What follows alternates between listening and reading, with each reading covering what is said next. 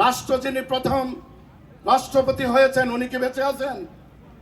যিনি প্রথম প্রধানমন্ত্রী হয়েছেন উনি কি বেঁচে আছেন? তাহলে রাষ্ট্র চলতে হয় না?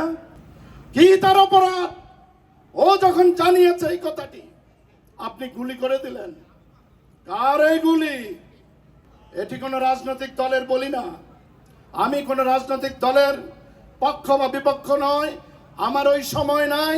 আমার সময় সম্পূর্ণ ভালোবাসা গোটা বাংলাদেশের জন্য, বাংলাদেশের সব মানুষের জন্য। ওই ভালোবাসা আমাদের এই সন্তানরা, এই ভালোবাসার যে নির্যাস এর মধ্যে দিয়ে গড়ে উঠতে চেয়েছে, গড়ে তুলতে চেয়েছে দেশকে, আপনারা তাদের গুলি করে হত্যা করলেন। এই সন্তানরা, এই ছেলে, এই মেয়েরা, এদের যোগ্যতা এবং পরিচয়টা হলো ভালো ছাত্র এবং ভালো ছাত্রী। এদের প্রধান পরিচয় এরা গোটা দেশের সন্তান, আমার, আপনার, আমাদের প্রত্যেকের সন্তান। মেধাবী সন্তানদের হত্যা করলে কার লাভ হয় ওটা দেখেই আমরা সিদ্ধান্ত নেব আমরা সামনে কি করব না করব। এই রাষ্ট্রকে প্রধান করবার জন্য আপনি সেনা অফিসার মেরে ফেলেন। এই রাষ্ট্রকে পরাধীন করার জন্য আমার সন্তানরা যারা বেড়ে উঠছে তাদেরকে মেরে ফেলেন। এটি ভালো নয়।